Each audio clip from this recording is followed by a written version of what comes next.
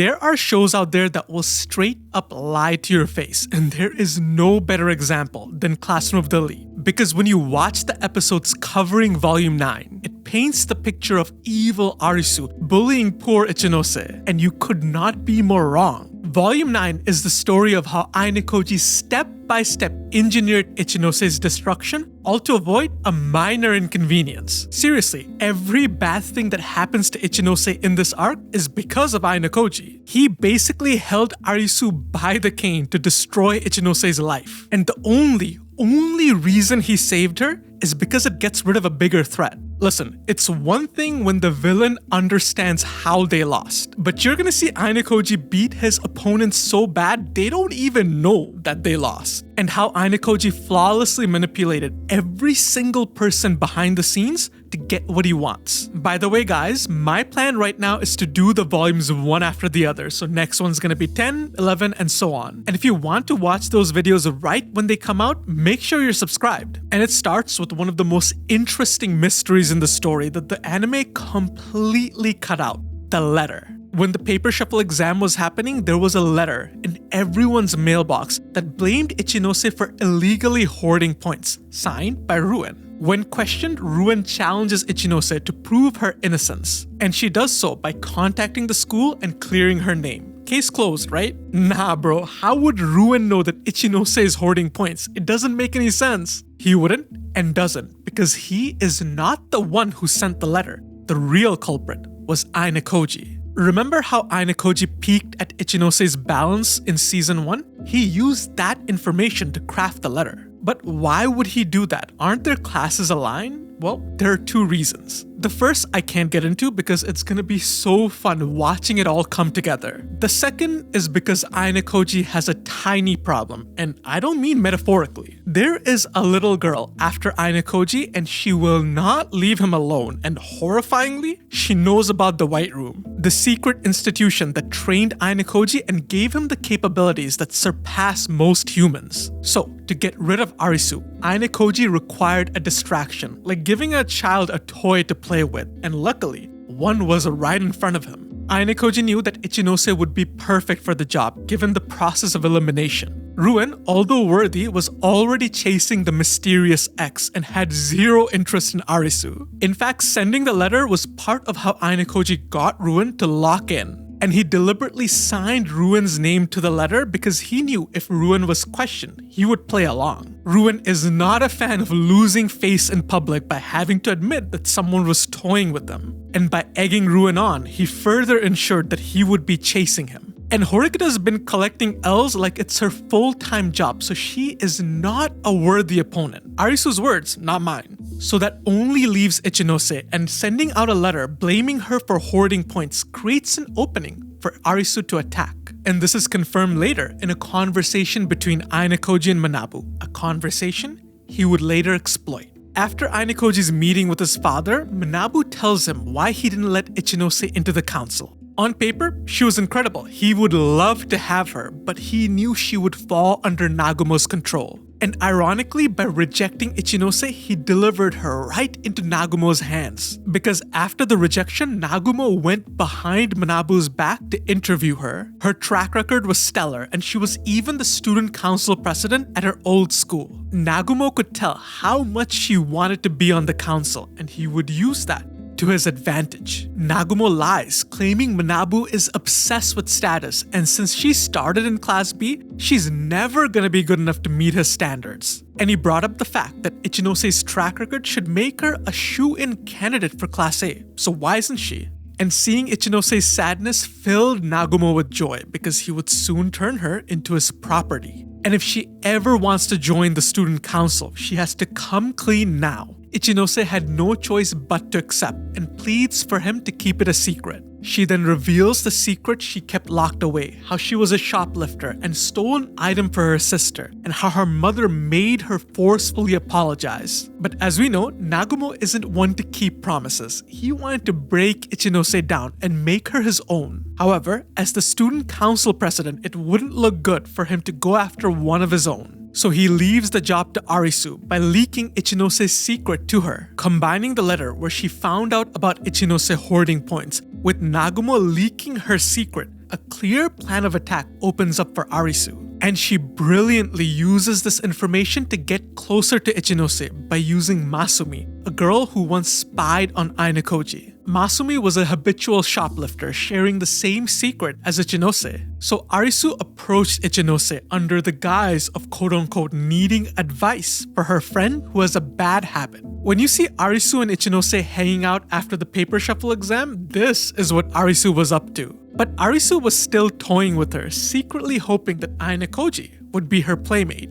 Ayanokoji knew this and wanted to make sure that it's a guarantee that Arisu would attack her. And we get to see that in a confrontation between Arisu and Ayanokoji, one that regretfully the anime cut out. After buying medicine for Kei, Ayanokoji runs into Arisu and they make small talk. And Arisu keeps hounding Ayanokoji about the details surrounding Ryuen's defeat, trying to coax it out of him that he was somehow involved. However, Ayanokoji, like always, did not give her a single clue. But when Arisu mentions that she's playing with Ichinose, he sees an opportunity and goes all in. To manipulate Arisu, he takes hold of her biggest weakness, her pride. He taunts Arisu, wondering if she's actually a match for Ichinose. He brings up that Class B is steadily climbing up the ranks, while Class A had a power struggle like amateurs. The upshot being that Ichinose is a more capable leader than Arisu. Then he brings up the discovery that the chairman is actually Arisu's father, which brings every single one of Arisu's accomplishments into question, because how do we know she's not a nepo baby? Arisu counters by saying that she's the leader of our class. How does he explain that? But Ayanokoji just waves it off. Ryuen and Ichinose are also leaders, and hell, Hirata does a better job of uniting his class than Arisu did. At that point, Masumi arrives, and Arisu cannot help but gloat how she's gonna destroy Ichinose, seeing it as the only viable path to Ayanokoji's approval, to make him take her seriously, and proving to Ayanokoji that his taunts work, and now that maybe is nothing more than a guarantee. Which brings us to the meeting between Nagumo and Arisu. The two chat about Arisu becoming a part of the student council, but he will only accept her if she agrees to become his property. However, unlike Ichinose, Arisu bites back, saying it's not a good idea to have two captains on one ship, implying that she in no way sees herself inferior to Nagumo. Nagumo is fascinated by the similarities between Arisu and Ryuen following their interaction in the mixed training camp. Neither would hesitate in making enemies from all sides. The two get down to it, with Arisu informing Nagumo that she is gonna go after Ichinose for real, following what Ayanokoji did. Arisu adds the caveat that Ichinose might be expelled, and this angers Nagumo because he did not give her permission to go that far. The situation is a fantastic example of Ayanokoji adding conflict in Nagumo's plans without his knowledge, because Nagumo wanted Arisu to only bully Ichinose, but Ayanokoji is the one who pushed her to go for the throat. However, Nagumo questions Arisu. If she's gonna go all in, why even consult him? Arisu confirms that if Nagumo helps Ichinose, it could be a problem. Keep this one in mind because it's gonna make a lot of sense why Arisu doesn't want Nagumo's interference later. Ultimately, Nagumo decides to let Arisu do as she wishes. But Arisu raises another concern, that there may be a student out there who will wield violence to oppose her. Nagumo admits that violence is indeed Arisu's biggest weakness, but he fully intends to let violence be a part of the game. But contrary to his expectations, Arisu did not want him to outlaw it. In fact, she was wondering if she can use violence to fight back just as hard. And obviously she's gonna be using her underlings. The two then talk about Koenji and the plan he had in place to buy private points from graduating students. The strategy to save up 20 million points to go to Class A seems like an impossible strategy alone. But it is possible to achieve as a class, but there's a very good chance the person you uplift is going to betray you, and this is crucial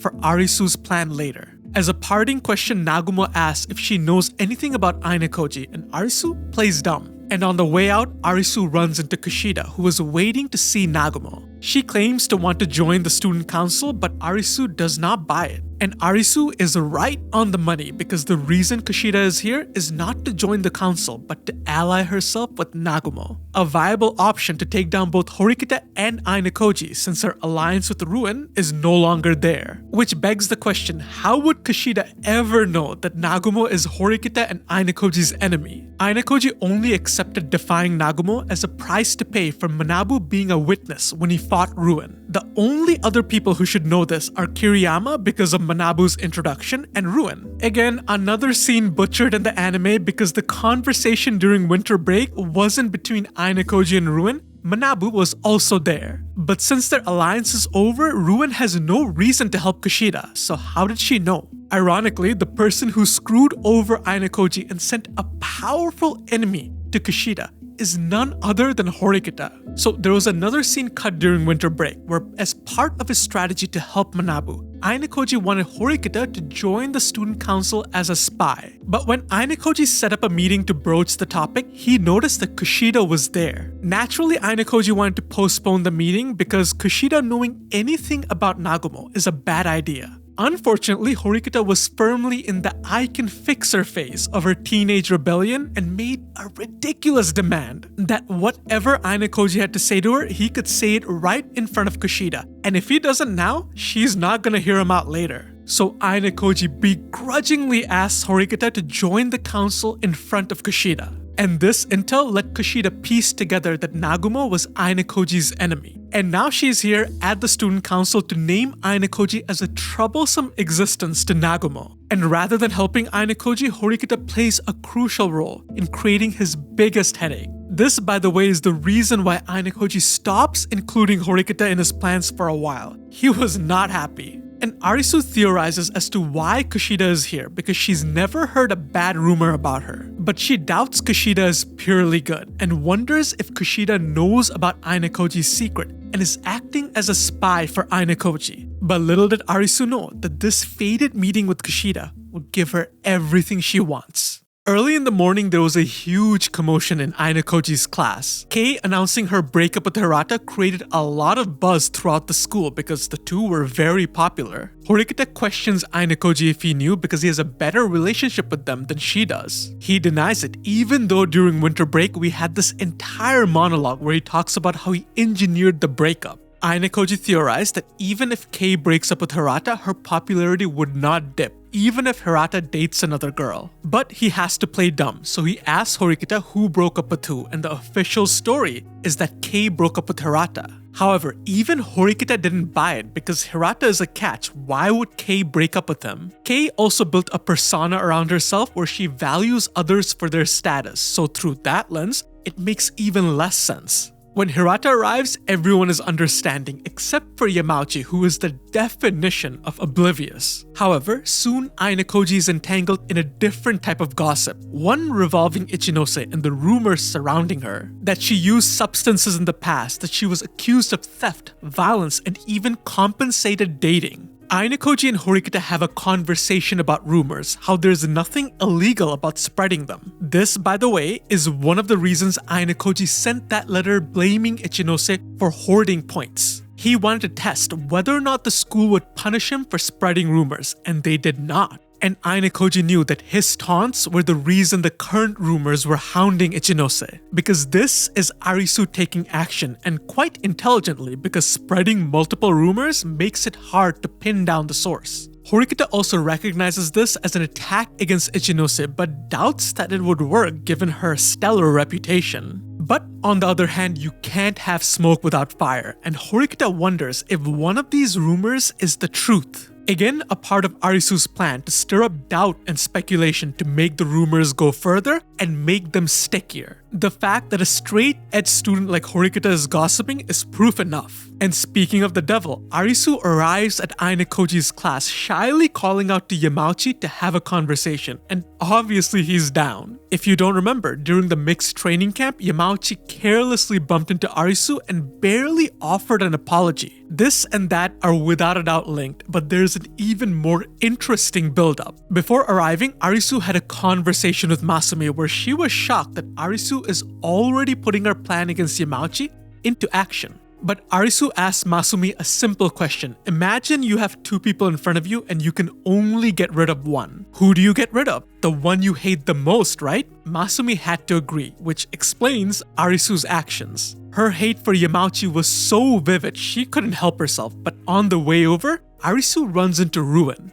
Despite stepping down, Ryuen is as fierce as ever. Arisu wanted to call him Dragon Boy, but knew the conversation would end there. She had ideas about Ryuen's downfall and tried to gather information from Ayanokoji, but failed. But she was in no hurry though, since Ryuen stepped down, she could afford to let him be. To have fun, Arisu reveals to Ryuen that she's attacking Ichinose, but he didn't care. Instead, Ryuen asks a question of his own. Doesn't it bother Arisu that he's leeching points from them? Referring to the contract he tricked Katsuragi into signing during the island exam. Arisu did not care at all because it's a drop in the bucket for them, and as long as the contract is in place, Katsuragi can never fight back. It's the same line of logic as to why Ayanokoji wants to get rid of Kushida, because internal enemies are way harder to deal with than external ones. This is what makes you a competent leader in Classroom of the Elite, the ability to plan for the future. Arisu tries to probe Ryuen, but he tells her if she wants to taste a man, he can teach her anytime. But Arisu playfully pokes back, saying she was surprised that she's Ryuen's type. She enjoyed these back and forths. But leaving the conversation, Arisu accepts that Ryuen was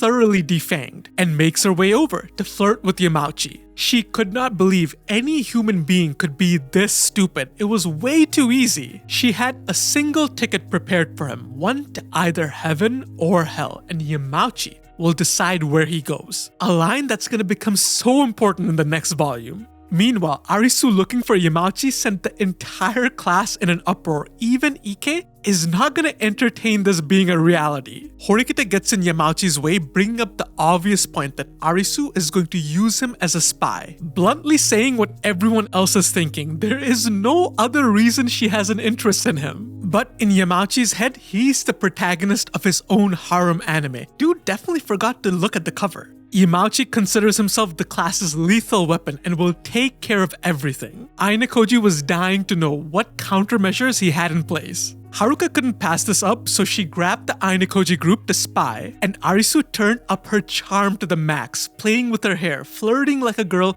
who is 100% age appropriate. Legends say the deeper her hate for Yamauchi, the cuter she becomes. When Ike asks if this is for real, Haruka bluntly responds, no, this is way too stupid. The guys were not getting it. Even Yukimura thought that it could be legit, because it made no sense. If Arisu wants to spy, why is she doing it in public? She could easily get in touch with Yamauchi in secret. Later, the Ayanokoji group meet up to gossip, with Haruka and Sakura being 100% sure that this is a scam. Call it women's intuition, or common sense. Ayanokoji chimes in, saying it's way too sudden, but Haruka disagrees. A girl could fall in love with someone at first sight, say for example Hirata. However, that logic does not extend to Yamauchi. The group then talk about Kei and Hirata's breakup, and to Haruka it was no surprise, the two never matched. However, Sakura thinks that Kei is beautiful and asks Ayanokoji's opinion. Ayanokoji lies like he breathes, saying Kei never caught his eye. Sakura is very perceptive about Ayanokoji's relationships, and this will play a major role in this volume later. But the conversation hits peak depression when they realize the end of the year exams are coming. However, no time to dwell because they notice a commotion. Students surrounding Ichinose like bodyguards trying to protect her from the malicious rumors. But regardless of the case, Ichinose looked like her normal upright self, showing that the rumors were not affecting her. Haruka coldly looks at Ichinose, suggesting that she did not feel pity for her at all. Haruka's perception of Ichinose was always thorny from the beginning, describing her as unrealistically perfect, so much so that deep inside,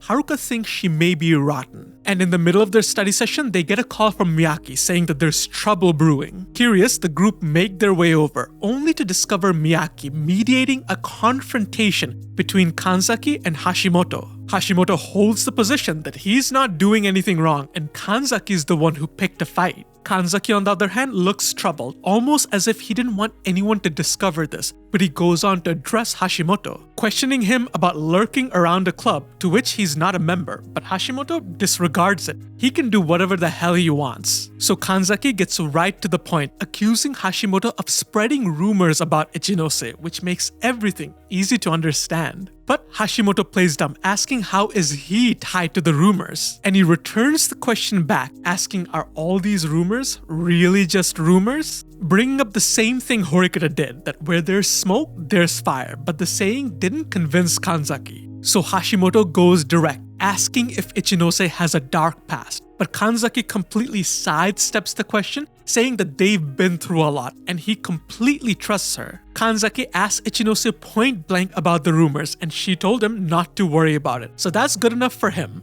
Hashimoto did not care about this feel-good logic, catching that Ichinose neither confirmed nor denied it, so there has to be something there. But Kanzaki's confidence did not waver, and he goes right back to questioning Hashimoto, but this time, Hashimoto straight up admits it. Hashimoto did help spread the rumors, but he denies being the source. Kanzaki knew that from the beginning because he investigated Class A, finding that the rumors can all be traced back to Class A members, but all of them denied knowing the source, proving that Arisu had them all operate under a single set of instructions. Ayanokoji noticed that Kanzaki is doing all of this without Ichinose's approval. Kanzaki questions Arisu's involvement, but another denial from Hashimoto. So he switches lanes, asking why Hashimoto would spread the rumors. Hashimoto says it's natural, it's what people do. You hear a fun rumor and you talk about it, pointing to both Sakura and Haruka for emphasis. Hashimoto then brings up an excellent point. If it's such a big problem, why not report it? And here is where things get interesting because Kanzaki says Ichinose won't report it because she loathes conflict and has heart for even someone who's defaming her. There's an interesting parallel between this statement and the letter hidden plot that we talked about earlier where Ichinose was hoarding points. In that situation, Ichinose contacted the school to clear her name, so Kanzaki's statement is contradictory. And it's a great example of how smart Arisu is, since one of those rumors is the truth. It prevents Ichinose from reporting any of them. She can't complain to the student council because Nagumo is the president, and he knows for a fact one of these rumors is not a rumor. Using information both Nagumo and Ayanokoji provides, Arisu creates an impossible trap where Ichinose can't clear her name. And Ayanokoji grasped onto the logic, realizing that one of these rumors is not a rumor.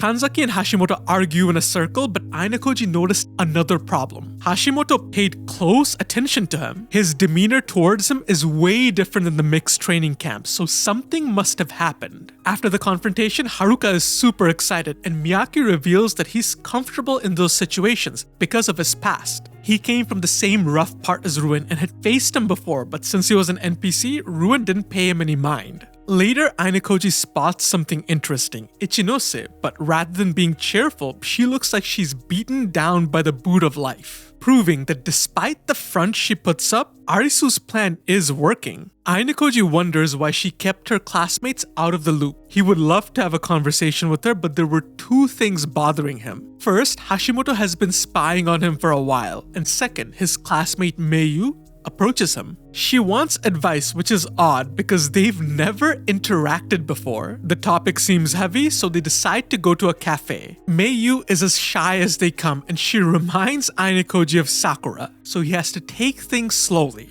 He gets up to get a coffee, but it was to really check if Hashimoto is still spying on him, and sure enough, he was. Given what Ayanokoji learned about Hashimoto during the mixed training camp, he's an opportunist at heart. So he's the last person Arisu would choose to spy on Ayanokoji. So is Hashimoto following him based on his own judgment? Well, for the moment, Ayanokoji decides to focus on Meiyu. The conversation is about Hirata, and Meiyu informs Ayanokoji that Hirata said he was the most reliable person in the class. Rest in peace, Horikita. This stems from Kei's bullying incident during the Zodiac exam where Hirata left the responsibility of saving Kei to Ayanokoji. And to his credit, he did, although Hirata could never stomach the way he made it happen. By the way, there are so many hidden plots surrounding those events, I'll cover them later in solo videos. From his earlier conversation with Haruka, Ayanokoji knew that Mei had feelings for Hirata, and given Hirata's recent breakup, Mei might be trying to make something happen. Mei asks if there's anyone Hirata likes, and Ayanokoji says that there is not, which makes her all excited. So Ayanokoji brings up the obvious, asking how long Mei has liked Hirata, and this turns all the excitement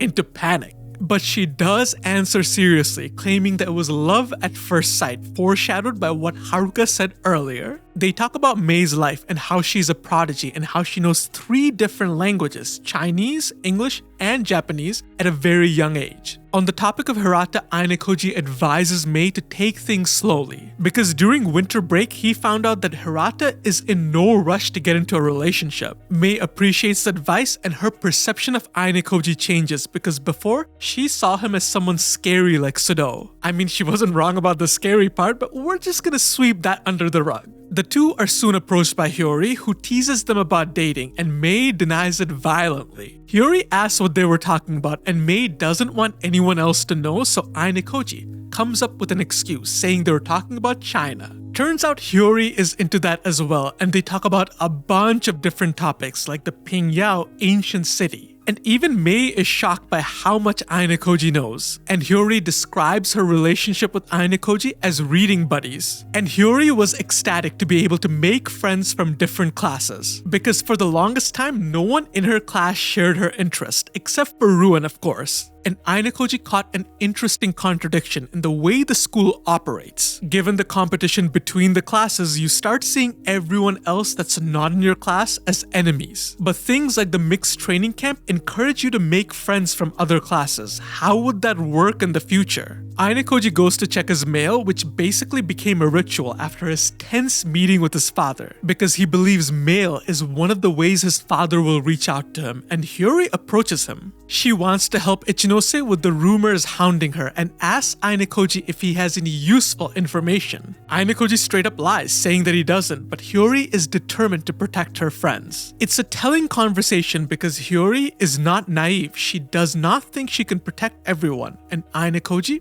agrees. And the entire thing is a contradiction to Ichinose's beliefs that she can protect everyone. Hiyori is adamant that Ayanokoji can help out in some way, which further adds to her perceptiveness and was the thing that was highlighted when we first met her and the reason why Ryuen values her. Ayanokoji turns her down, but when she's depressed, he at least offers to talk to Horikita on her behalf. And on that topic, later that night, Horikita organizes a meeting with Ichinose, asking Ayanokoji if he wants to join in. Ayanokoji doesn't want to because not engaging in Arisu's plan was the entire point of his schemes. But his curiosity got the best of him, and he was sure Horikita is not capable enough to get the details that he wants, so he's in. On the way over, he runs into Ichinose and the two arrive at Horikita's. And in the meeting, Horikita jumps right in, asking if Ichinose knows who's spreading the rumors. Ayanokoji wonders if Ichinose would answer, and sure enough she did, naming Arisu, citing the reason as her wanting to wage war on Class B. However, the temperature goes up when Horikita asks if the rumors are true. Just like with Kanzaki, Ichinose neither confirms nor denies the rumors, bringing up the excuse that she can't tell other classes about their internal affairs, even if they're allied, which in Ayanokoji's mind, combined with the previous interaction, makes it very likely that one of the rumors is the truth. And Horikita goes for the jugular, saying this type of denial makes things sus. But Ichinose sticks to her guns, saying that it's all part of Arisu's strategy to drum up speculation, and she's not gonna let it happen. At this point, you're probably asking yourself the obvious question, why doesn't she just lie? Wouldn't that be easy? We got an answer as to why during the mixed training camp, and I'm just gonna assume the scene was cut from the anime. There's this part where the girls ask Ichinose about her past relationship, and she answers them all naively. The girls make fun of her for it, but in her monologues, Ichinose remembers how even a gentle lie can cause a lot of pain. No doubt a reference to when she lied to her sister about buying the hairpin when it was actually stolen, and the grief that followed. If Ichinose shared that detail with Nagumo, then it 100% got back to Arisu and influenced her strategy. Because one of the rumors being true meant that Ichinose couldn't report it to the council, but her refusing to deny the rumors to both her classmates and her allies, that would spark major speculation. And even if Ichinose didn't share the detail about lying, there's a way Arisu could get it. In the conversation Ayanokoji and Arisu had during winter break, Arisu confides that she learned Ichinose's secret using cold reading. But Ayanokoji knew that was a lie, and he's right on the money. However, in Arisu's conversation with Ichinose, Arisu could still determine if Ichinose is comfortable with lying. Arisu could do this by bringing up Masumi's secret and waiting to see how Ichinose responds. And combine that with her upright public image, Arisu could determine that Ichinose wouldn't deny the rumors, accelerating her plan.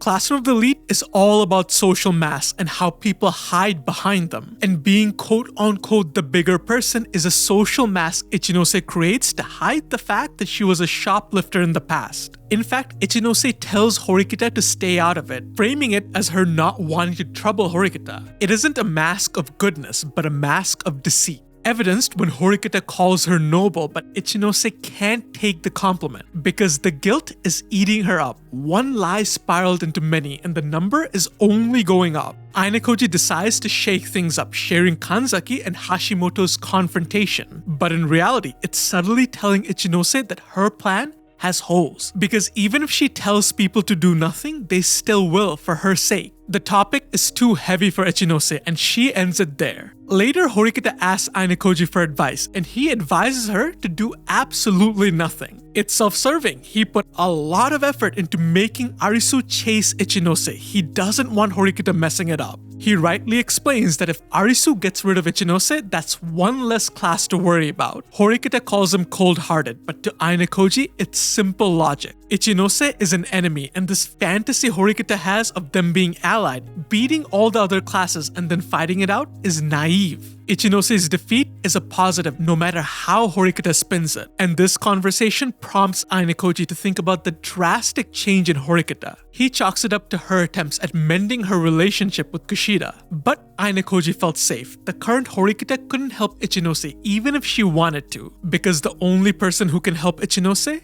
is Ichinose herself. Stepping outside, Ayanokoji catches Ichinose waiting for him. She wants to hang out. The two go for a walk, and Ayanokoji asks Ichinose if she's okay, and she feels like she let everyone down by dragging them into her problem. She again asks Ayanokoji to stay out of it, but he asks if that's the same speech she gave her classmates. The two soon part ways as Ayanokoji reflects on his life. When he first came to the school, he envisioned a quiet, normal life, and now he's living it. But as if to warn of an omen, late in the middle of the night, he gets a call from an unregistered number, and his first thought goes to his father. However, no one from the outside should be able to contact him, so the person must be on campus. He answers the phone and patiently waits, but no one is talking. When Ayanokoji threatens to hang up, the voice only speaks his full name, Ayanokoji Kiyotaka, before hanging up. Ayanokoji sees it as his father taking action, but he's baffled by it. Why give him a warning? The veil that this school is out of his father's control grew thinner day by day. I could go into this mysterious call, but it's omega spoilers, so leave a comment down below if you want me to make a video on it. As the days go by, the rumors grow wild, and now everyone knows. But Ichinose's plan works. She ignores the rumors, and with no evidence backing them up, everyone starts doubting them. However, after school one day, Ichinose's entire plan comes crumbling down. Ayanokoji notices a commotion in the lobby. He felt like it was deja vu because the first time Ayanokoji sent his letter blaming Ichinose, there was a similar commotion along with Katsuragi. And Katsuragi explains, like before, there's a letter in everyone's mailbox. Ayanokoji opens his to find a simple letter with a single statement: Ichinose is a criminal. But there's a key difference. The letter Ayanokoji sent marked Ryuen as the sender. This one didn't have one. This letter is genius from Arisu because it invites further speculation. Before, there were a couple rumors floating about, and people wondered which, if any, are real. Now they got the answer. It was her being a criminal, but now they're gonna ask themselves, how is she a criminal? Katsuragi could tell this is Arisu's doing, and soon enough, the victim Ichinose arrives, taking a look at the letter and staring at it as if time stood still. Because the letter was proof that Ichinose had failed. She thinks back to her time in middle school where she had a great life full of friends and accomplishments. But she made a mistake. Her stealing is something she should have never done because all she did was hurt her family. And because of the weight of that trauma, she locked herself away for more than half a year. But once she discovered the school, she decided to move forward. Enrolling here and starting over is how she would atone. But Arisu's plan brought it all crumbling down. Arisu cut off every escape. Ichinose couldn't go to her friends or allies for help because she feared her past being discovered. And she can't go to the school for help because Nagumo knows her past. And she can't do nothing either because Arisu will continue to harass her. The strategy mirrors how Ryuen trapped Horikita during the sports festival. He cut off every escape by stacking the evidence in his favor, and beautifully tying up an analogy Ayanokoji uses about the heads and tails of a coin. He denotes players like Ryuen, Nagumo, and Arisu as tails, being willing to do whatever it takes to win, no matter how unethical. Obviously, he includes himself in that same bucket. And players like Horikita, Manabu, and Ichinose as heads, who tackle each exam head-on without resorting to underhanded measures. In Ayanokoji's mind, tails will always win as long as you're the last one standing. It's all that matters. This is why during the mixed training camp, he surmised that Nagumo will beat Manabu, not because Manabu's strategy is worse, but because of who he is, and why later Manabu completely earns Ayanokoji's respect, and how he's the only person in this volume who could make Ayanokoji change his mind. In the distance, Ayanokoji notices Masumi and she follows him to his room demanding a meeting. Ayanokoji was not in the mood, but he was even less in the mood to argue. Masumi demands a drink, and when presented with the option of tea or coffee, she demands hot chocolate instead. The audacity was off the charts. Ayanokoji pleads for her to just get on with it, but Masumi is intrigued by his reactions because they're so different from Yamauchi, obviously trying to bait him into this conversation, but Ayanokoji will not bite. She then brings up the rumors surrounding Ichinose, and again, Ayanokoji gives her a non-committal answer. This was a problem because Masumi came here to probe him. The entire reason she's here is because Arisu asked her to quote-unquote test Ayanokoji. And Ayanokoji already caught on to that, and the fact that Masumi is here means his plan wasn't 100% successful. Because Masumi being here is clearly part of Arisu's attempt to get him involved. But Ayanokoji is interested in seeing their strategy, so he plays along. He explains that one of the rumors going around is the truth, and it's the reason for Ichinose's inaction. And her entire game plan is to ignore the rumors until they go away. But Masumi counters, what if the person spreading the rumors gets really specific? Like we saw with the letter calling Ichinose a criminal. But it doesn't take a lot of time for the charade to be over, and Masumi confesses that Arisu is the culprit. And her telling Ayanokoji this fact goes against Arisu's orders. This is bait, and Ayanokoji knows it. By washing Arisu's hands of this encounter, it creates an excuse. Rather than framing this encounter as Arisu's invitation to a battle, it becomes Masumi's request to help Ichinose. Ayanokoji asks Masumi to prove that Arisu isn't involved, so Masumi shares a story. Also, if he doesn't move this forward, she's gonna be here forever, which is an even bigger problem. Masumi shares the story of her and Arisu's first meeting, which happened right after the opening ceremony. Masumi had a habit of shoplifting, but for a completely different reason. She enjoyed the thrill, and Arisu caught on to that. However, Masumi isn't one to be blackmailed. If Arisu is gonna turn her in, she should do it now. However, Arisu takes a different approach, pointing out that if she reports her now, she's never going to be able to shoplift again. Her outlet will be gone. It's a similar idea to the outlet Kushida uses where she yells bad things into the void. So Arisu offers her a deal. Masumi can continue on to shoplift only if she does Arisu's bidding, creating a relationship where they both benefit. Ayanokoji understood that Masumi had never been relied on, and helping Arisu fulfills that purpose in the same way Kei helping Ayanokoji helped her regain her self-confidence, and also adds a layer of deception to Masumi's actions. Since she doesn't strictly obey Arisu, there is a chance she's here for her own purposes. And remember that conversation Ayanokoji and Arisu had during winter break? Masumi was there. And Arisu shares with Ayanokoji that Masumi and Ichinose have the same secret. And Ayanokoji easily pieces together the meaning of the letter. Ichinose is a criminal because she shoplifted. And this is the moment Arisu undeniably earned my respect as one of the best written villains in Classroom of the Elite. Because without us even realizing it, Arisu flipped the strategy Ayanokoji used on her back on him. Think about it.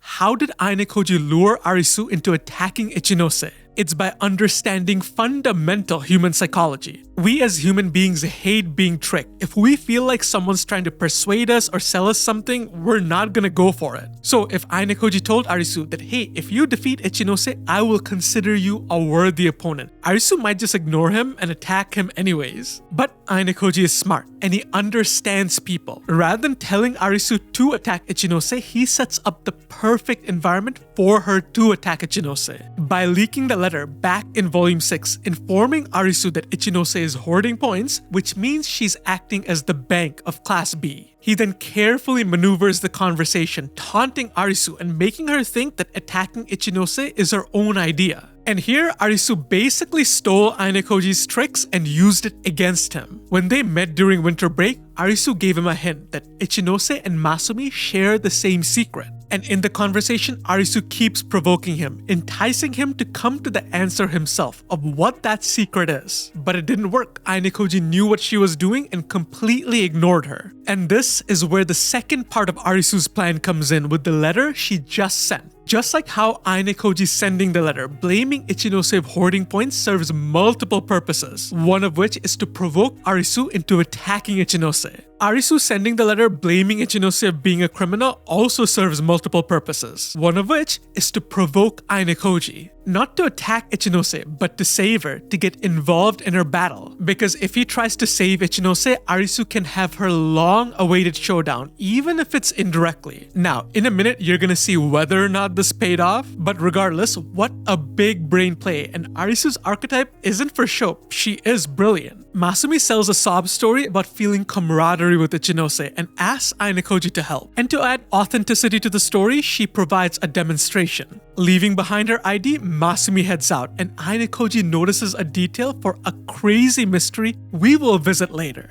Masumi comes back with a cool can of beer, proving that she's a shoplifter. Stealing stuff like gum or stationery wouldn't work because you can just buy it, but beer you cannot buy. Ayanokoji wants to take a look to make sure it's legit, and sure enough, it is. Masumi asks if he's gonna help, and Ayanokoji will not make a single promise. Because even if he does take action, he's not gonna let Arisu know. Masumi leaves, and Ayanokoji weighs his options, still deciding that helping Ichinose isn't worth it. But little did he know, all of that would change with a single call. And this call came from the person who he least expected, Manabu. Manabu informs him that Kushida made contact with Nagumo and named Ayanokoji as a troublesome existence. Normally, Ayanokoji would take this information with a grain of salt. But as I explained, Ayanokoji puts players into two different categories, heads or tails. Tails being deceptive and underhanded, while heads is moral and upright. And although he does believe that Manabu's philosophy will ultimately lose out to Nagumo's, he deems Manabu's credibility to be far higher than anyone else's. And that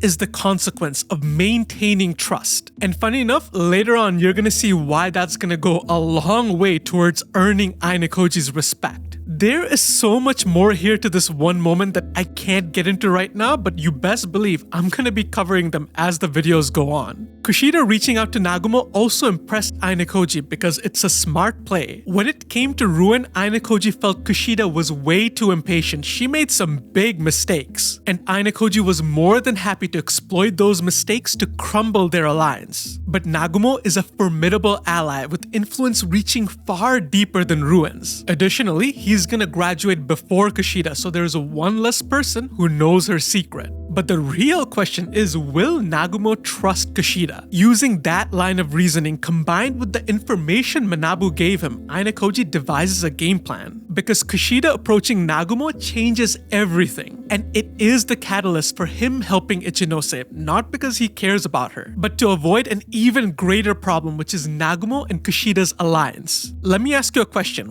Why do you think Arisu went so far to destroy Katsuragi? She gave up the island exam, allowing allowed Katsuragi to make a catastrophic deal with Ryuen and even gave up the Zodiac exam. Tremendous L's back to back to back, and all to do what? Destroy a single classmate? Why? Because given how this school operates, it is scarily difficult to get rid of an internal enemy versus an external one. This was the meat of the conversation between Ayanokoji and Ryuen, and the reason he wants to expel Kushida, because both Ayanokoji and Arisu get it. The worst enemy in this place is one from within. That's why Ayanokoji's threats against Sai in Volume 7 are so effective, because if he really wants to hold them back from reaching Class A, it's barely an inconvenience. It's also the reason why Ayanokoji included himself in the bet between Kushida and Horikita back during the paper shuffle exam. It was his first move towards expelling Kushida. He gained access to Kushida's past and an idea of the leverage she held over Horikita's class. Also, Nagumo acquiring a pawn within his class is something he cannot allow. He needs to stop this union before it happens. That's why Ayanokoji decides to join this fight. He can neutralize Kushida, move one step closer to expelling her, and also save Ichinose as a side bonus. Manabu also clues him into Hashimoto, and the reason for his sudden interest is because Nagumo told him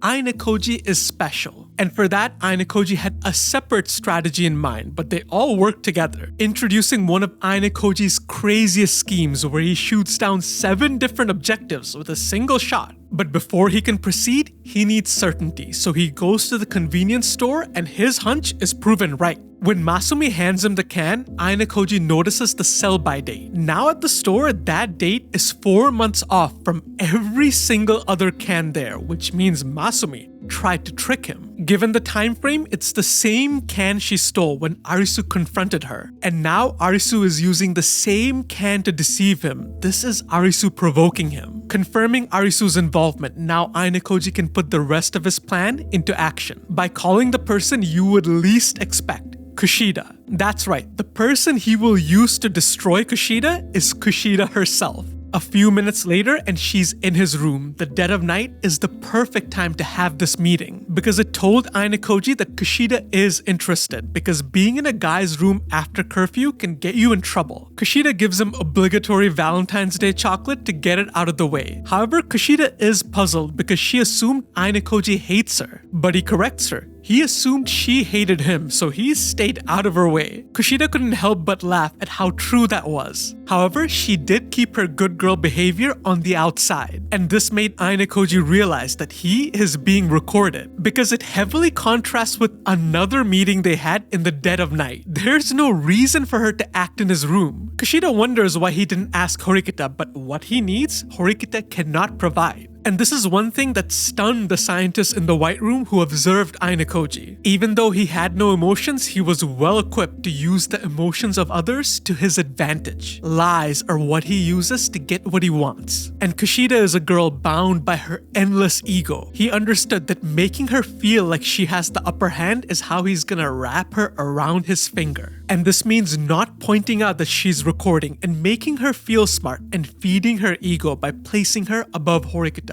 All of these things are going to make sure his plan goes smoothly. The knowledge acquired by participating in the bet versus Kushida and Horikita is already paying dividends. And Ayanokoji explains to Kushida that he needs information on some first years, things that they would not want leaked. And Ayanokoji knew Kushida had access to that information. Again, using the privileged information that Kushida was holding onto a bomb in case anyone ever goes after her. He also speculates, given her vast network, that she has information even outside Horikita's class. Information he's going to need. Kushida demands an explanation, and Ayanokoji points to Ichinose, saying that this is all to save her. It's an easy story to sell because Kushida has already watched Ayanokoji help Sakura, Sudo, and Horikita. But Kushida wants to know more because more rumors is only gonna equal more chaos. Would Ayanokoji spread the rumors to divert attention away from Ichinose? Either way, Kushida is hesitant because she has a limited number of secrets and it's easy to trace them back to her. Kushida's deduction was commendable for an average person, but it's missing the mark. Ayanokoji suggests being selective.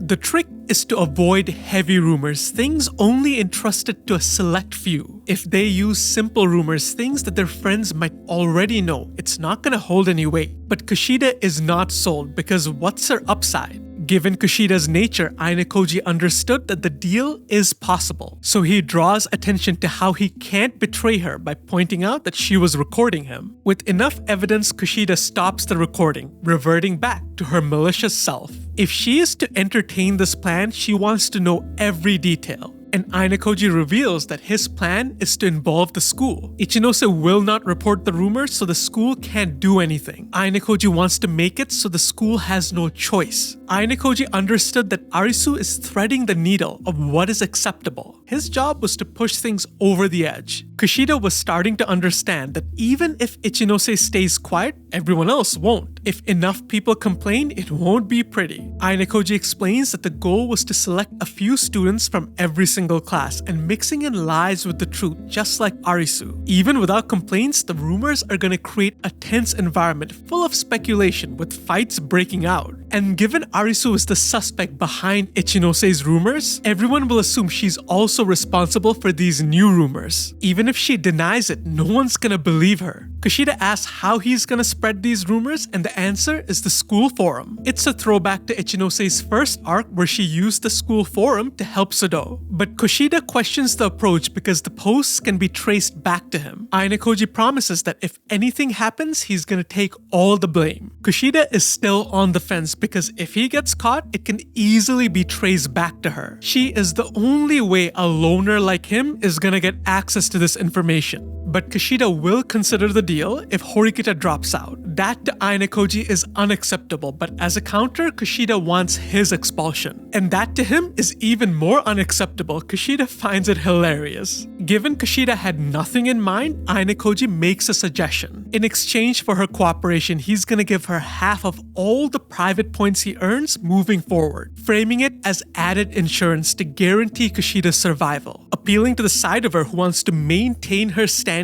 at all costs. However, Kushida wonders why he takes such a lousy deal. He makes a joke about liking Ichinose, which Kushida pushes aside at lightning speed. Ayanokoji then appeals to Kushida's ego. He goes out of his way to imply what a troublesome enemy Kushida is, explaining that by being useful to her, he's gonna ensure his own survival. Because if he's gonna be her personal piggy bank, she's gonna be way more inclined to keep him around. And since Kushida has the recording, any betrayal is gonna lead to him being reported. Even if he doesn't pay her, she can use the recording as blackmail to extort points from him. After thinking it over for a while, Kushida accepts the deal. Because Ayanokoji understood Kushida better than anyone else, and Horikita's approach is naive. Trying to build a relationship with a person like Kushida using abstract terms like emotion and trust is a fool's errand. Telling Kushida not to be evil is like telling a fish not to swim. It's not gonna happen. For Kushida, you need a relationship built on give and take. Numbers are not like emotions, they can be counted and verified, providing a solid foundation for their deal. Then Kushida goes on to share so many details how the school is full of nasty individuals talking smack behind each other's backs. And Ayanokoji realized that Kushida's network is no joke. In fact, among the first years, she's unmatched. But what Kushida didn't know was that signing this deal wasn't about ensuring her safety, but about ensuring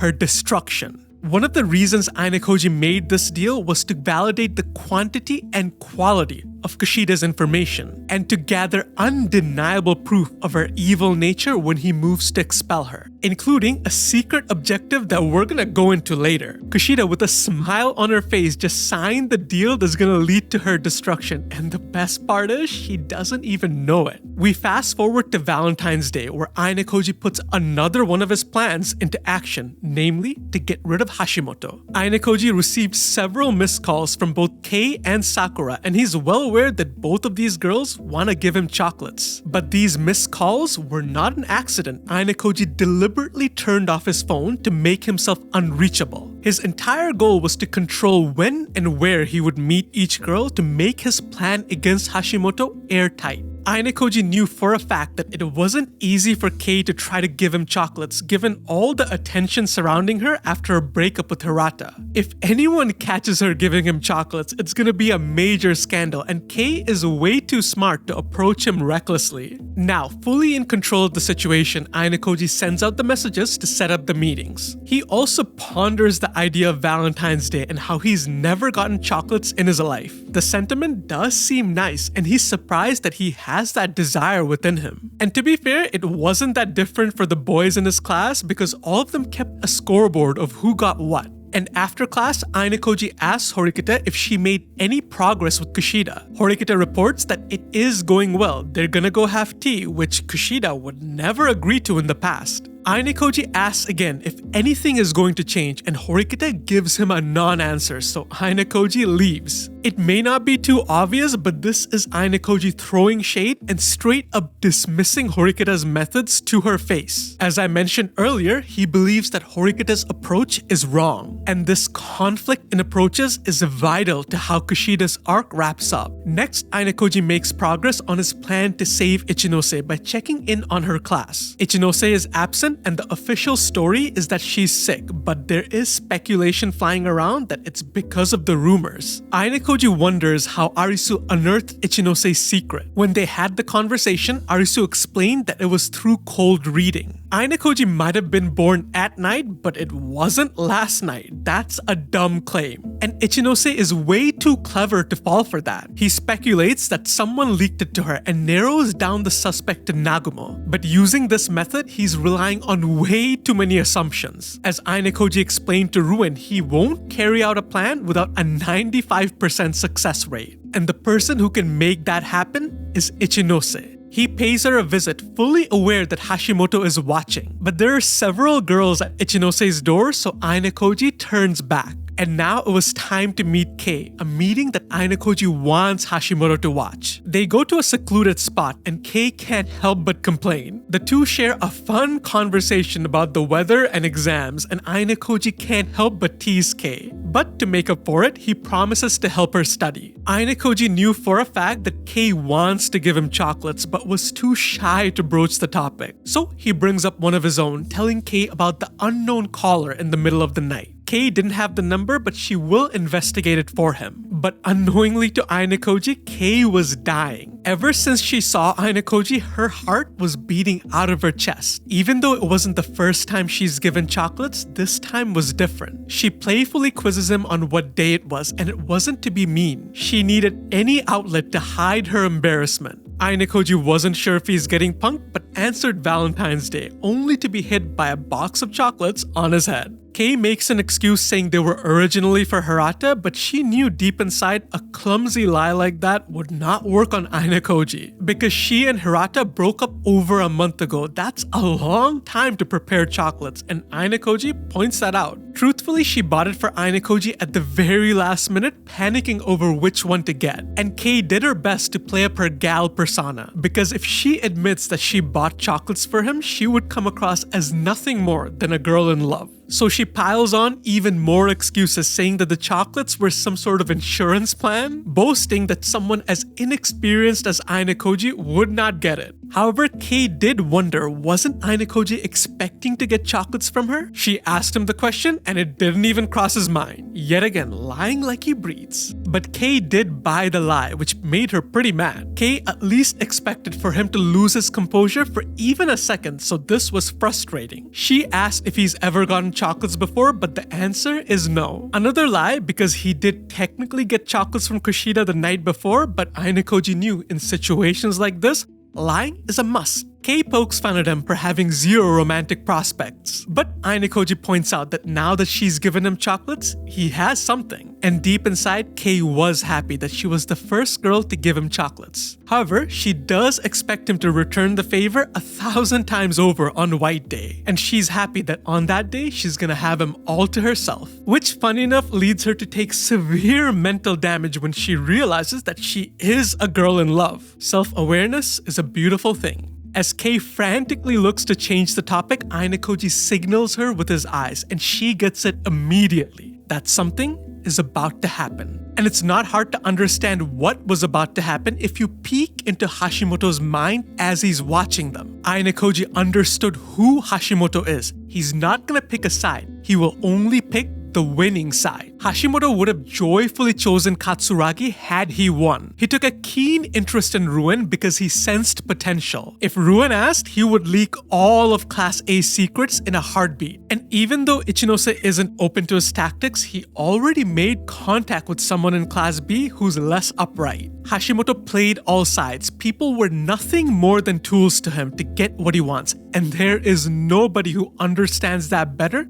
than Ayanokoji. And even though Arisu never clued him in, Nagumo's comments made Hashimoto think. Why did Manabu choose to race Ayanokoji? What is the mystery surrounding Ryuen's downfall? What if Ayanokoji is behind all of this? What if he's a being who surpasses both Ryuen and Arisu? So he spent his free time tracking Ayanokoji, which proved to be surprisingly easy. High-profile targets like Ryuen and Ichinose are a nightmare to follow, but Ayanokoji is a creature of habit with very few friends, making him super predictable. Never any indication that he senses Hashimoto tailing him. Hashimoto witnesses Ayanokoji trying to visit Ichinose but then turning away when there's a lot of people at the door, speculating that he has a crush on her. After which Ayanokoji goes back to his room, but Hashimoto is determined. He waits patiently, and sure enough, Ayanokoji is out again, but this time meeting Kei. He was aware of Kei's breakup with Hirata, but this revelation did not make him happy. He spent all of his time spying, and for it to end up as nothing more than a romantic affair. But it did beg the question,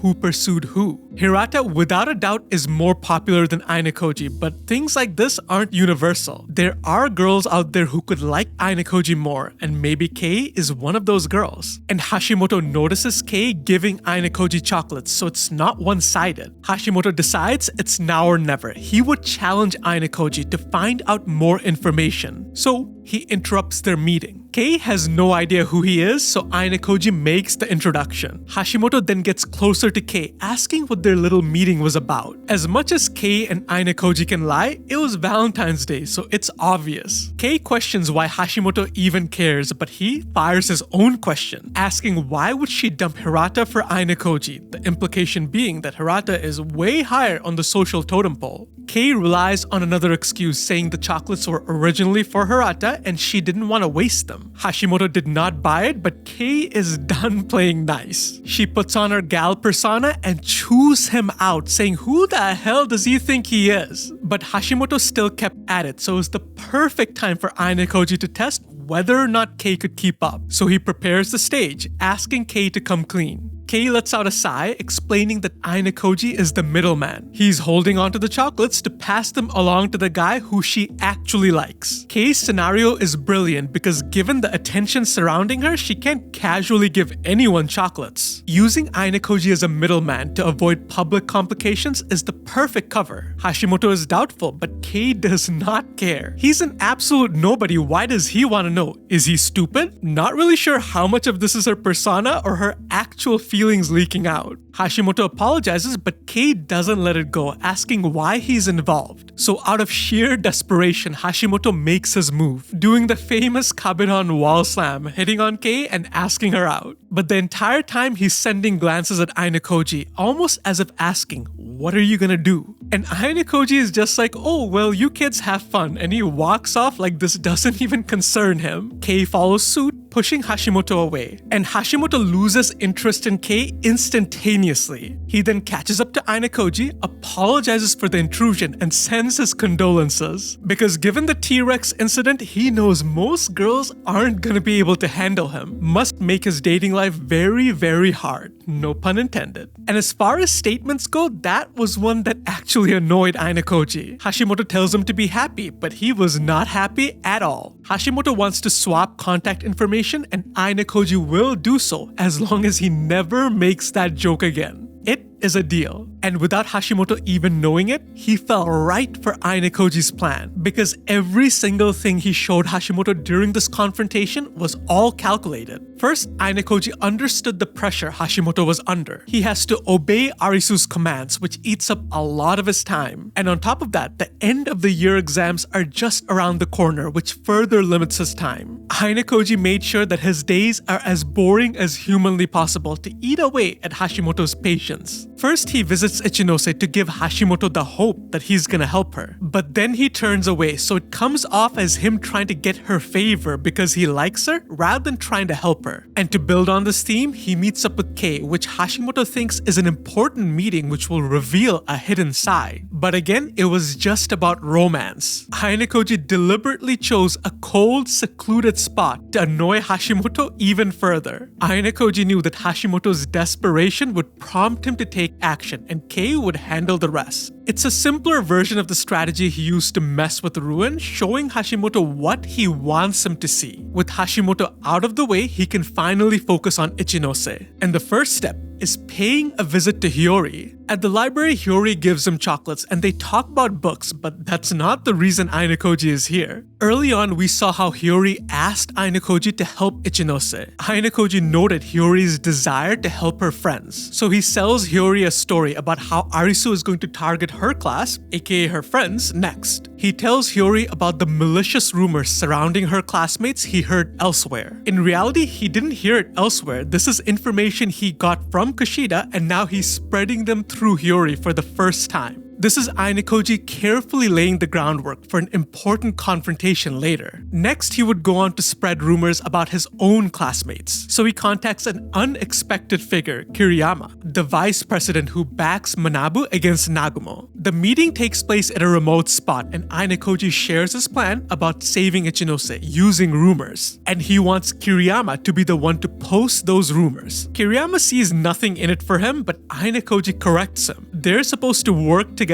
to bring down Nagumo, but since their initial meeting, their relationship hasn't moved. If he does this, Ayanokoji will owe him a giant favor and he can rely on Ayanokoji guilt-free. Also, saving Ichinose is in Kiriyama's best interest because she's a valuable asset for the student council. But Kiriyama is more worried about the council's reputation if this comes to light. But Ayanokoji sees it as a bonus. If their reputation takes a hit, it means Nagumo takes a hit. Why wouldn't Kiriyama welcome that? Without knowing it, Kiriyama had already fallen into Ayanokoji's verbal trap. Kiriyama makes excuses, not wanting to be the recipient of Nagumo's wrath. But again, Ayanokoji calls him out. He wants to go against Nagumo. It doesn't look good if he can't even do something this simple. Kiriyama is furious, but Ayanokoji brings up Kushida making contact with Nagumo. This is privileged information Kiriyama only shared with Manabu, showing that Manabu has absolute trust in Ayanokoji. And Ayanokoji explains how they can use the entire scenario to their advantage. Even if Kiriyama is the one to post the rumors, they can shift the blame to Kushida, make it seem as though she's using the forums to leak information to Nagumo. Kiriyama systematically lost every single excuse he can hide behind, and now Ayanokoji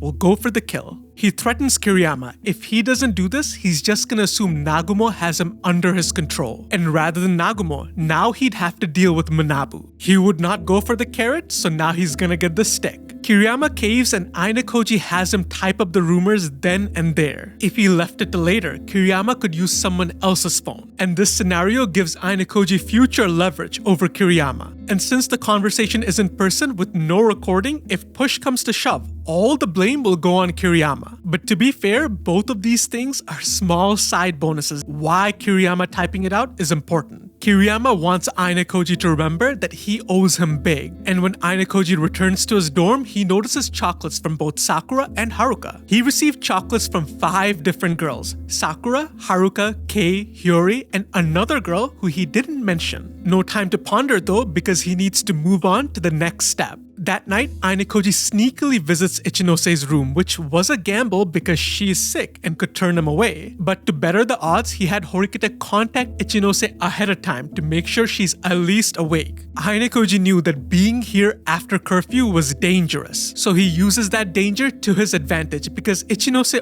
also knew it was dangerous, so if she left him out here, he'd be in trouble. He basically guilt-tripped her into letting him visit. Ichinose comments on the pushiness in a playful manner. The two talk and Ichinose explains that she turned away most people, so now they're giving her space. Ayanokoji is the first person she met face to face. Ayanokoji could tell that her illness is not normal and it stemmed from all the pressure she's Ayanokoji's under. Surprisingly, Horikita kept tabs on her, looking out in her own way. Ayanokoji apologizes for the intrusion and Ichinose says it's okay. She'd rather have someone know that she's actually sick to put an end to the endless speculation. The two have a short conversation before Ayanokoji leaves, confirming Ichinose's reason for skipping school. It meant he had to put his plan on hold for a little while longer, which was totally fine because he had a lot to do. On the day of the provisional exam, everyone goes crazy, not because of the exam, but because of the rumors. The rumors Ayanokoji spread using Kiriyama were taking hold, and this is what he leaked. Ayanokoji has a crush on Kei. Hondo is into fat girls. Shinohara dated men for money, and Sato didn't like Onodera. There were those smart enough to keep their mouths shut, but Yamauchi was not one of them. He stoked the fires by questioning his classmates. Just to be sure, Horikita asks if Ayanokoji had a crush on Kei, and he denies it. She wonders who spread the rumors, and Ayanokoji leads her off the trail by sharing the interaction he had with Hashimoto and Kei. Ayanokoji's plan worked flawlessly as the rumors created a tense environment. Yamauchi pokes Shinohara to a point where he gets into a fight with Ike. By mixing in the truth, it made the rumors stickier, because the speculation starts dying down when the victims deny it. However, when they discover that Sato indeed does not like Onodera, the debate starts back up again. Horikita brainstorms on how to stop the rumors, but Ayanokoji muses there is no way. Once that genie is out of the bottle, there's no putting it back.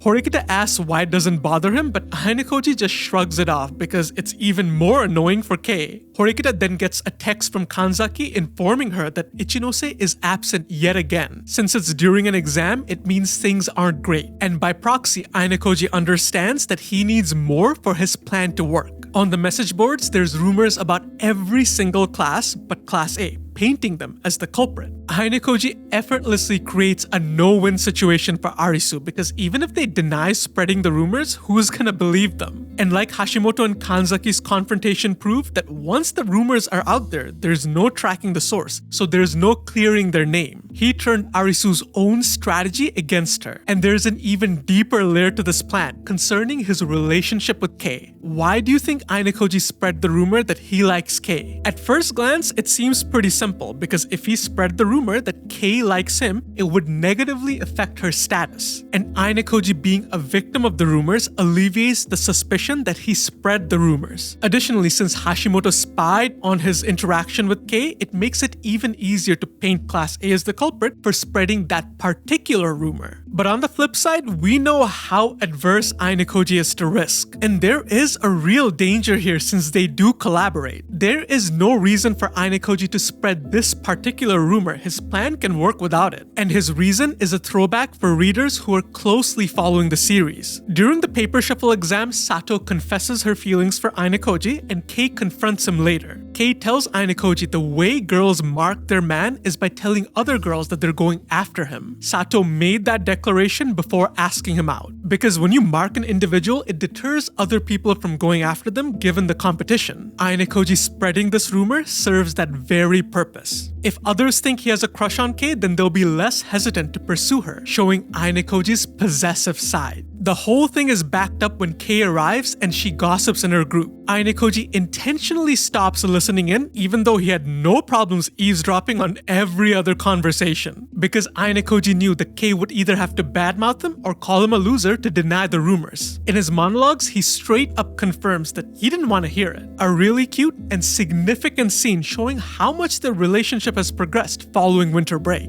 After school, Ayanokoji and Horikita meet Kanzaki to discuss Ichinose. Kanzaki cannot contact her, so the stress is getting to him. At this point, it's all but certain that the illness is not the reason, and Kanzaki begins to question just how valid the rumors are. Meanwhile, Ayanokoji notices that Hashimoto is still tailing him, but this time it wasn't for his own reasons because Arisu soon shows up, and all she does is taunt Kanzaki with her remarks. And after school, Ayanokoji had another headache to deal with, namely Kei, who was freaking out about the rumors. But Ayanokoji tells her not to worry. Impossible because the girl is yelling so loud that for the first time in his life, Ayanokoji had to physically move the phone away from his face. Ayanokoji puts the blame on Hashimoto, but it doesn't offer peace of mind. He then tells her to look on the bright side. At least the rumor isn't her crushing on him. Valid point, but it still isn't comforting. But at least there's a silver lining. Given this rumor, they can at least meet freely, using the cover that they're venting about the rumor. Kei still was not sold, repeating the words no and right over and over again. Kei complains to her heart's desire, realizing that it's completely useless, and then ends the call. And in a few days, Ayanokoji's efforts bear fruit because a confrontation breaks out. On one side, you had Arisu's underlings, but on the other, you had Ryuen's, Ishizaki, Hiyori, Ibuki, and Albert. When Ayanokoji met Hiyori, he was deliberate about whom he'd spread rumors. He chose Ibuki and Ishizaki because he knew they had a bad temper. Ishizaki complains that Hashimoto brought Kito, but Hashimoto can say the same exact thing about Ishizaki bringing Albert. But before a fight can break out, Hiyori mediates. And just in time, Ayanokoji arrives with the Ayanokoji group, a calculated part of his strategy. Ayanokoji kept tabs on this fight to make sure he knows when it breaks out, and then he leaks that information to Miyaki, who has a reputation of meddling in these fights. And since Miyaki has this reputation, it moves the suspicion off of Ayanokoji. Hiyori leads the conversation, questioning Hashimoto about the rumors, but Hashimoto denies his involvement, which did not go down well. Ishizaki blows a fuse because given Ayanokoji's plan, it's impossible to see Class A as innocent. Hiyori brings up how she heard of the rumors and the confrontation between Kanzaki and Hashimoto. And this gets into one of the several reasons Ayanokoji chose to bring his group. One of them being that if he came by himself, Hashimoto would suspect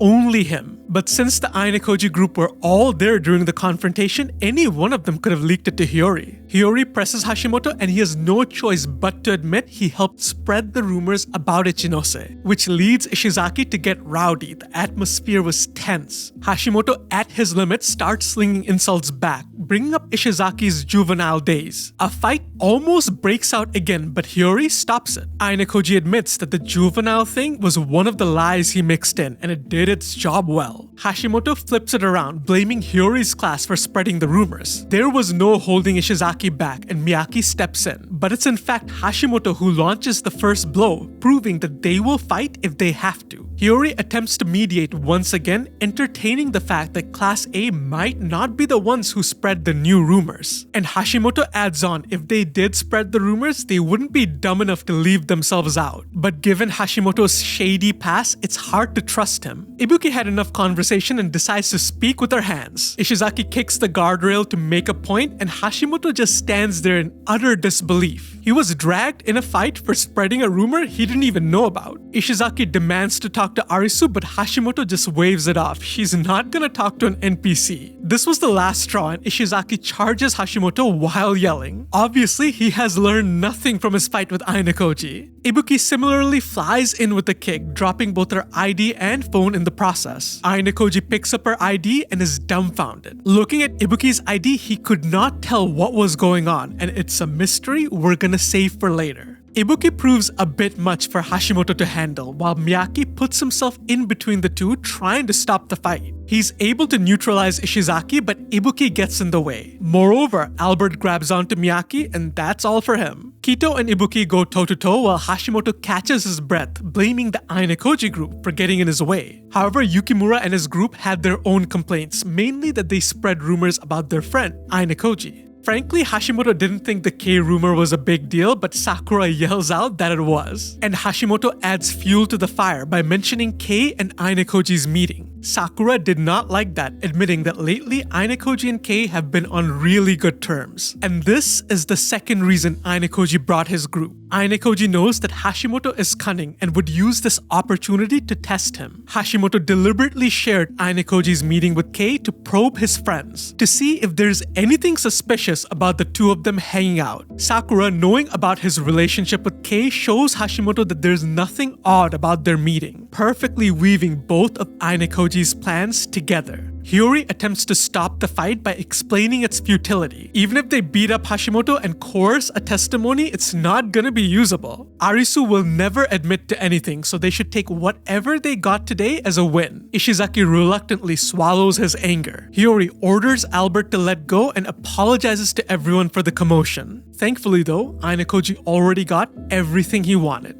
Later that night, Ayanokoji calls Manabu, inquiring on the mystery surrounding Ibuki's ID. Manabu was shocked. In his entire time at the school, he had never heard of anything like it. But he reasons it holds meaning, and since Ayanokoji discovered it, he should put it to good use. Ayanokoji hopes that everything he needs to do will be done before that comes to pass. What an ominous set of words, and an interesting mystery on top of it all. When Masumi tried to prove herself to Ayanokoji by shoplifting, she left behind her ID. And when Ayanokoji picks up Ibuki's ID, he notices that she has the same exact student number as Masumi. Keep this one in mind because it's gonna be very, very, very important in the next volume. In fact, one of the craziest plays in the next volume relies solely on this information. Ayanokoji asks Manabu about what he's gonna do in the next exam given the severe damage he took during the mixed training camp. Manabu has complete confidence that he can overcome it. He in turn asks Ayanokoji what he's gonna do about Kushida and Nagumo. Not to worry, he has it all figured out. You'll see soon enough.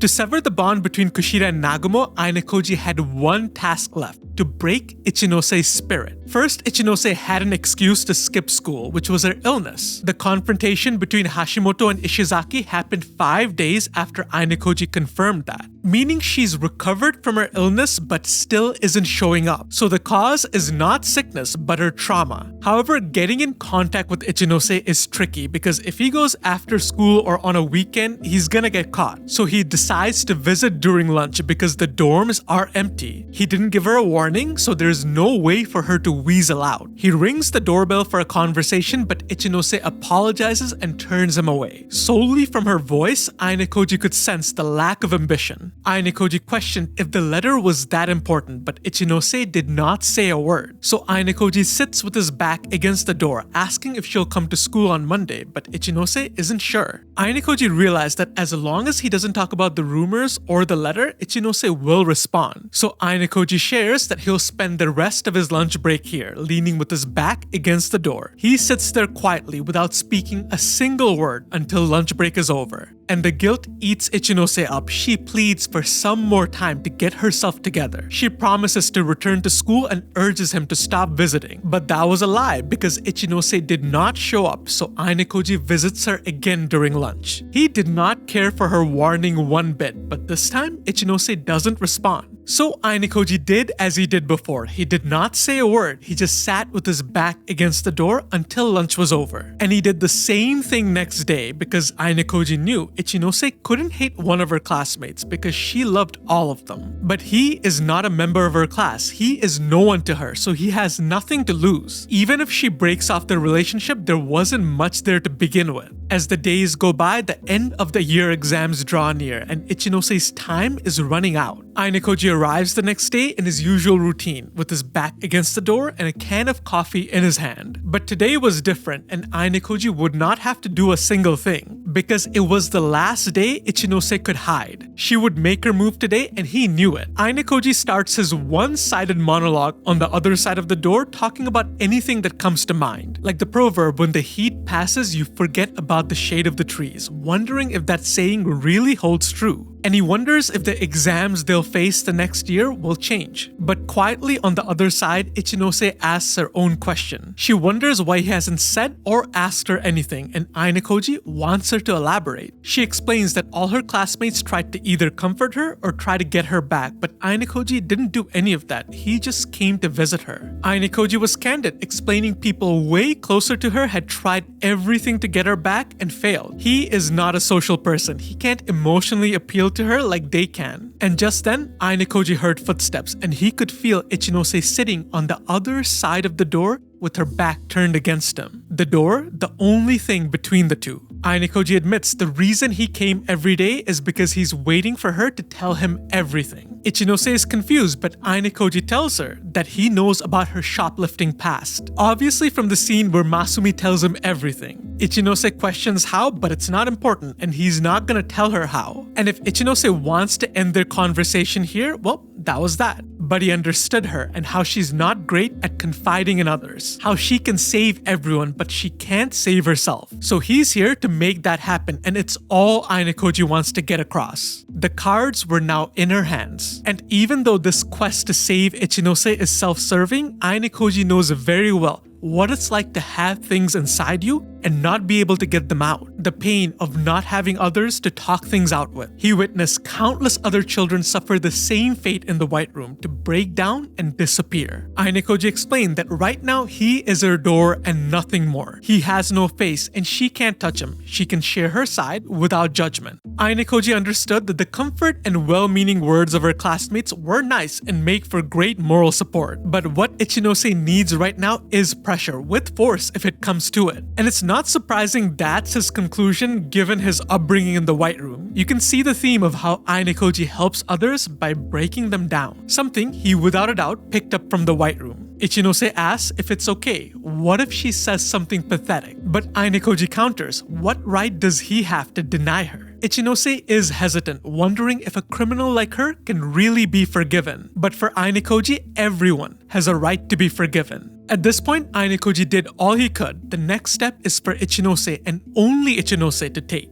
So Ichinose, without restraint, lets it all out. How she was a shoplifter in the past, how she caused pain for her family, and how she became a shut-in, and how she shared that secret with Nagumo, and how Arisu approached her, introducing another person who shared the same secret. Ayanokoji knew how difficult it was to confess to your sins because we as human beings suck at owning up to our own mistakes or sharing them. And it makes sense because the world is a harsh judge. We're rewarded for keeping our sins hidden and putting on the persona of a righteous person. But Ichinose coming clean finally allows her to break free from her shackles. Lunch break ends, but nothing changes because Ayanokoji will sit there as long as it takes to hear her confession. He didn't console her. He didn't chastise her. He just sat there listening to her cry on the other side of the door. Because like he explained, the only person who can help Ichinose is herself. She needs to accept her past because it's the first step towards moving forward. And sure enough, Ichinose returns right before the end of the year exams. Her coming back sent ripples through the school, which made their way to Ayanokoji's ear. So along with Horikita, he rushes over to see the confrontation because Ayanokoji knew now is when Arisu would make her move. And sure enough, in Class B, you see Arisu and her underlings on one end and Ichinose on the other, protected by her friends. But in a twist of irony, Arisu claims that she's not here to attack Class B. She's here to save them from Ichinose.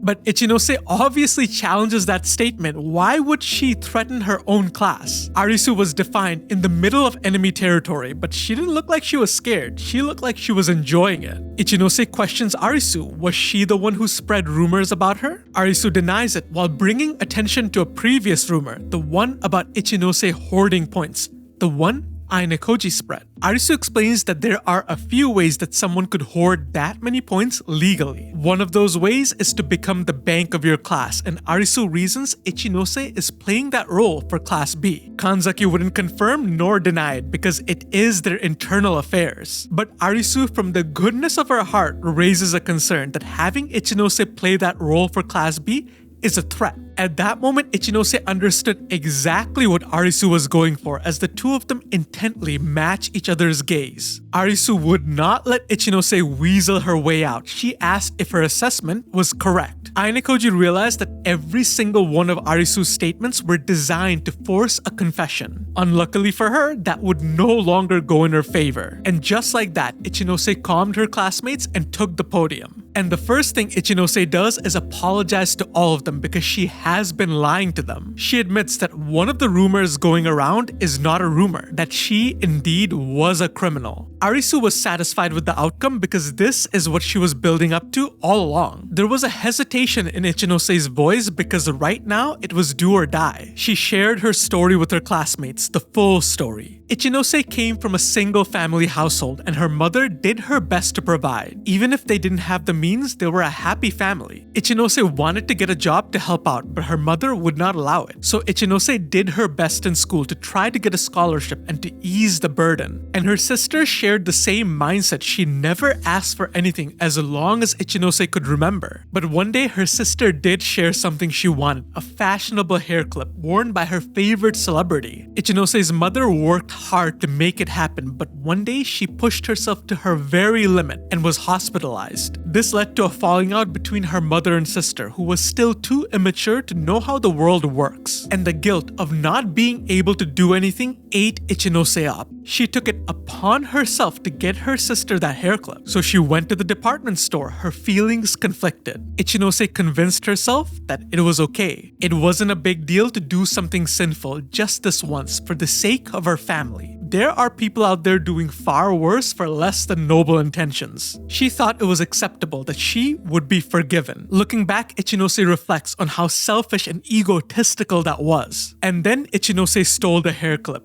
Deep down, she knew it would make everyone unhappy, but she wanted to do something for her sister. Looking back, Ichinose admits a crime is a crime no matter how you frame it. Hashimoto asks if she was caught, and Ichinose shakes her head. No one found out, and Ichinose presented the hair clip to her sister, who was ecstatic. When Ichinose saw her smiling face, all the guilt vanished for a second. But it didn't take long as the guilt began to grow. Ichinose pleaded for her sister to keep the gift quiet, but she did not. She wore it the next time they visit their mom, and who could blame her? There was no way for her to know that it was stolen. And when caught, it was the first time Ichinose saw her mother that angry. She smacked Ichinose and grabbed the hair clip from her sobbing sister. Despite being bedridden, she grabbed Ichinose and dragged her to the store to beg for forgiveness. That was the moment Ichinose realized what she had done, the sin she had committed, and no amount of excuses could ever make it go away. The word soon spread, and the trauma caused Ichinose to lock herself away for almost half a year. But by a stroke of luck, she found out about the school where if you're admitted, the costs are waived. Ichinose never thought of herself as a good or a bad person. Starting fresh at the school, she just wanted to be an honest person like her mother would have wanted. But she looked at the mistake she made as something that could never be forgiven. So coming to the school wasn't just a fresh start for her, it was redemption. However, Arisu's plan completely crushed her and sent her spiraling just like in middle school, reminding her that no matter how much she tries to start over, you can never run from your past, and that no amount of doing good would ever redeem her. Ayanokoji noticed this and is the reason why he alone was able to help her, because it's not her mother who could forgive her, or her sister, or her classmates. The only person Ichinose needed forgiveness from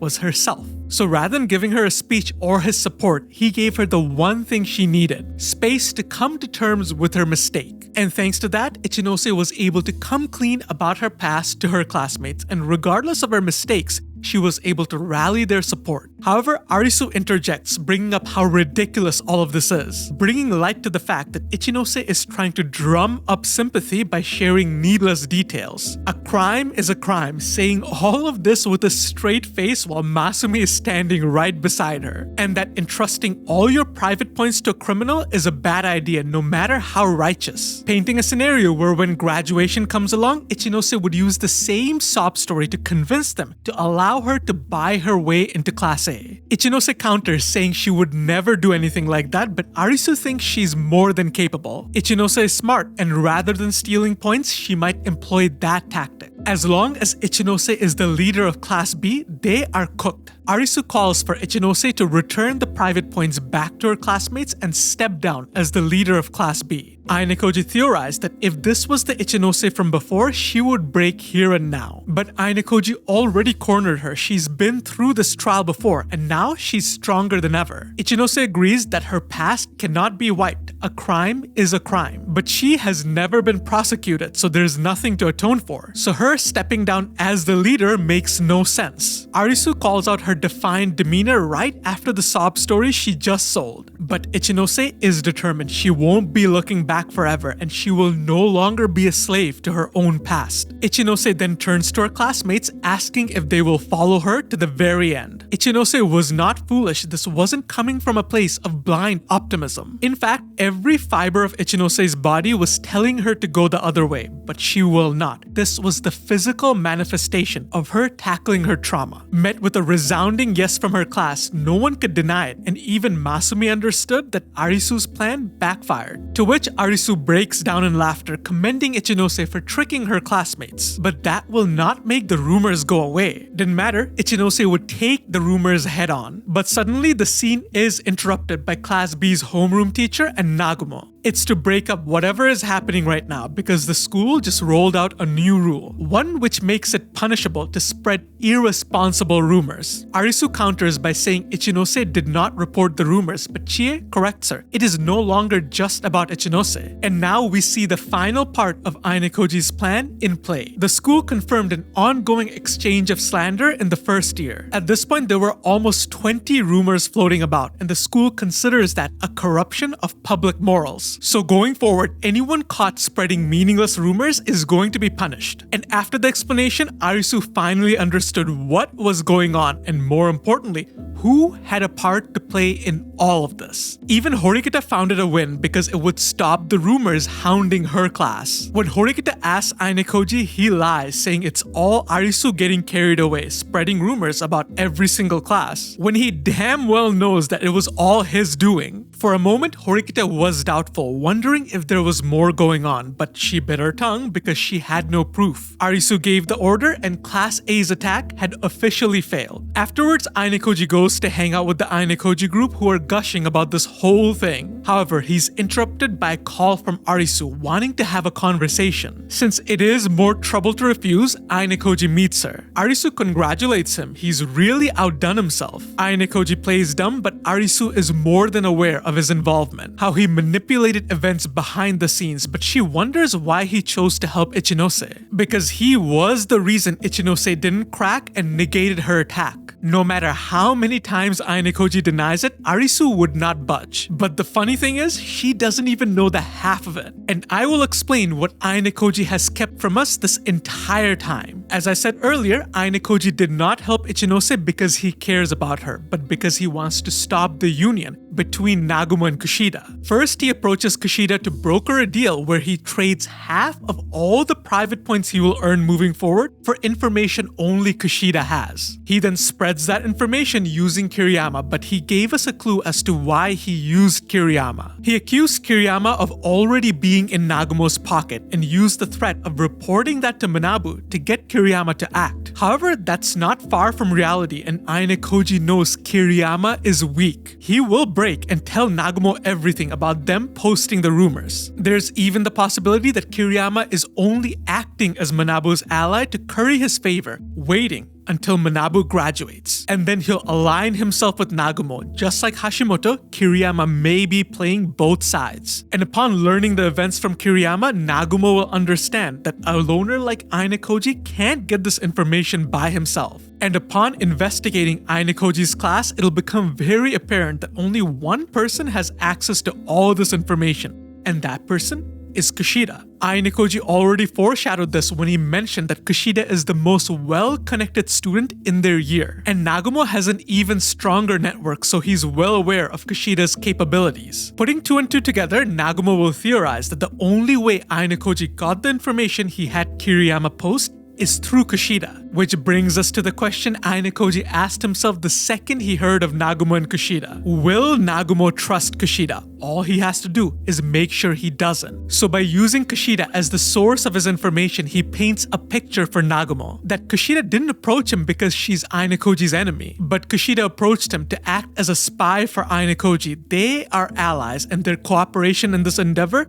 is proof of their alliance. Going back to the theme we talked about earlier, where Ayanokoji created the perfect environment for Arisu to attack Ichinose, Ayanokoji also created the perfect environment for Nagumo to come to his own conclusion that Kushida isn't trustworthy. There was also foreshadowing of this at the very beginning of the volume when Arisu wondered the same thing. If Ayanokoji and Kushida are allied, does Kushida know about the real Ayanokoji, and is she acting as a spy for him? Kushida was completely unaware of Nagumo's plan to break Ichinose, and she had no idea that helping Ayanokoji meant losing Nagumo. Both of Ayanokoji's opponents lost without even realizing that they lost. This, by the way, is how you write a smart protagonist. So just for fun, let's do a tally of every single objective Ayanokoji achieved with his simple but effective plan. He saved Ichinose. He, for at least a moment, diverted some of Arisu's attention from him away to Ichinose. He also diverted Hashimoto's attention. He broke the alliance between Kushida and Nagumo. He stopped Nagumo from getting two powerful pawns, one in his class and one in a rival class. He was able to gauge the quality and quantity of Kushida's network for when he's gonna attack her later. And as a small side bonus, he spread the rumor of him liking Kei to make sure no other guy hits on her. 7. And I repeat, 7 different objectives with one single play. The efficiency of the White Room really does live up to its name. Back to the conversation, Ayanokoji turns the tables on Arisu, pointing out how she used Masumi to get him involved. Again, lying like he breathes about his real intentions. Arisu realized playing dumb is not gonna work, so she admits to her intention to get Ayanokoji involved. She calculated that there's a 50% chance she would force Ayanokoji's hand, and she thinks her gamble paid off. She then levies a challenge, a competition between them with the threat of her exposing his identity if he doesn't cooperate. But Ayanokoji explains he too has leverage because if she exposes him, she's never gonna get the competition she wants. So Arisu presents a deal. They will compete in the next special exam, and if he wins, she will be expelled. But if he loses, Arisu will expose him as the mastermind in Horikita's class. Just a bit of incentive to make sure he takes it seriously. Given Arisu is never gonna stop, Ayanokoji accepts the deal and they part ways, Arisu happy with the outcome. The next morning, Ayanokoji runs into Ichinose and with a beaming smile, she has overcome her challenge. They make small talk and Ayanokoji jokes that her speech was enough to charm even a man like him. Ichinose plays it off as not a big deal and thanks Ayanokoji for his help. Ayanokoji tells her not to worry about it, he only listened to her and nothing more. But Ichinose disagrees. If it wasn't for him, Arisu would have succeeded. Still, Ayanokoji would not take credit because all he did was help her confront her past. Ichinose agrees she can't erase her past. All she can do is face forward. Ayanokoji in his head agrees and marvels at Ichinose's growth, how in the future she'll become a powerful opponent. Ayanokoji tells her if she ever needs anyone to hear her out, he's always here. To this, Ichinose froze, muttering if she can really rely on him. Ayanokoji confirmed it and she embarrassingly thanks him. However, she did ask if Ayanokoji would regret that offer one day. He might, because if Ichinose beats them, he'll be stuck in Class B forever. Ayanokoji begs if that were to pass, please keep it a secret from Horikita, probably thinking of the stationery that's gonna be stabbing him in the future. As the two walk, Ayanokoji notices Ichinose stealing glances at him, and soon enough, they notice Nagumo, who Ichinose